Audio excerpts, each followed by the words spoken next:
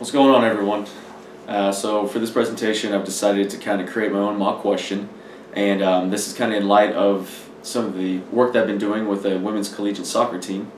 And recently, the coaching staff and I decided that we wanted to try and empower the athletes by providing information geared towards, helping them with good decisions for the proper dietary intake. So the first thing we need to talk about is what my scope of practice is here in Texas. So according to the Center for Nutrition Advocacy, their website states that in Texas you do not need a license to provide nutritional assessments or nutritional counseling. So it's legal for me to take on individuals and help them with nutritional counseling.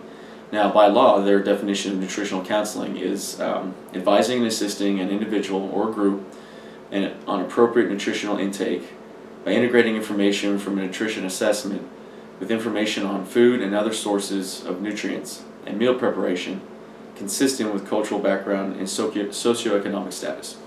Alright, so now that we got that out of the way, let's go ahead and dive into the first part of the question. So the first few things that we should probably address to answer this question are, what are the physical stresses placed on the body during a soccer match, and then also what is the definition of recovery. I feel like once we identify these two components, then I could give proper advice to the question. So the first thing to address is, what is recovery? And recovery, I argue, is, after a strenuous activity, say a soccer match, restoring the body back to its metabolic baseline. Or, taking actions to minimize the physiological stress placed on the body after the game is over. So we know that during a soccer match, the body uses many fuel sources to help feed the muscles. So this can be carbohydrates, fats, or in extreme cases, proteins. We know that oxygen intake is in high demand during strenuous activities such as soccer. Now, most of the oxygen is used to break down those fuel substrates and create ATP to feed into the muscles. Now, not all oxygen does that. Some of this oxygen is actually reduced into what's called a superoxidative radical, or commonly known as a free radical.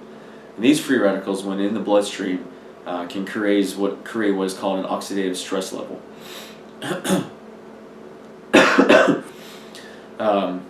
In fact, a study by Sugills et al. In 2015 compared the oxidative stress levels between a soccer match, handball, basketball, and volleyball match.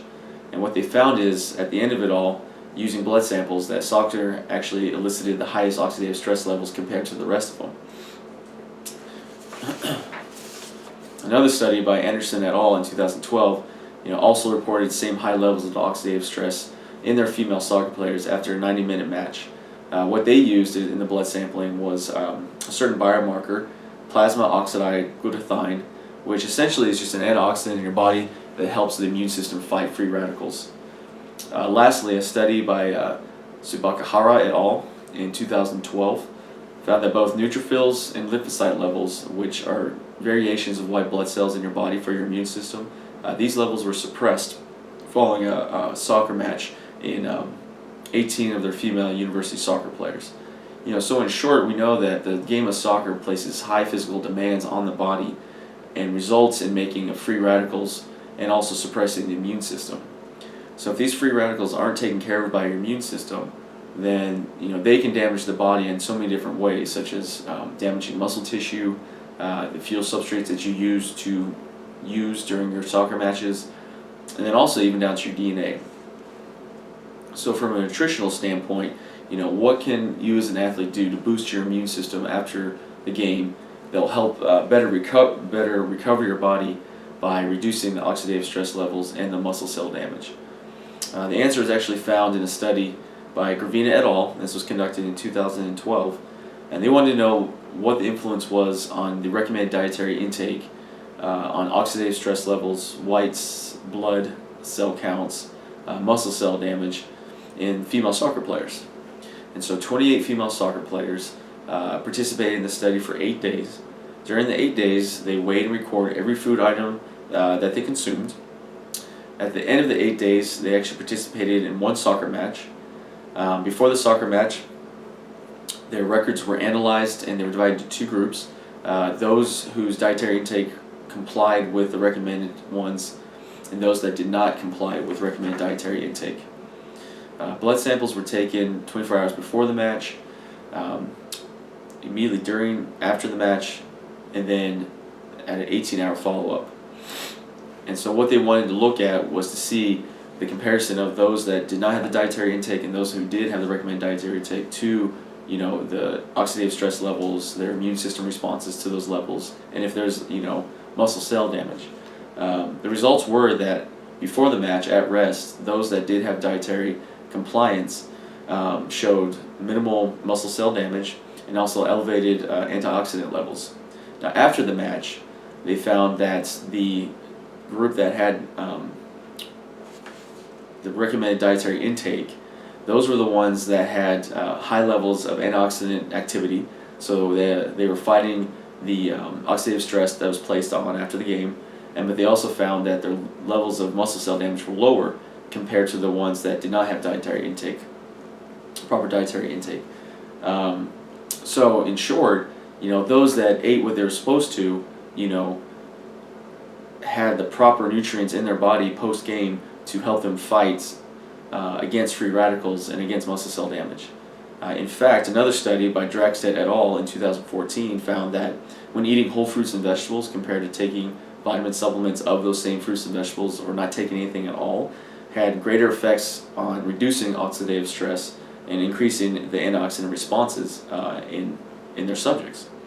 So what may be a little unclear throughout this research is that which of the foods had the greatest benefit on the responses of the body to oxidative stress. Was there a particular combination, or was it just a combined effort?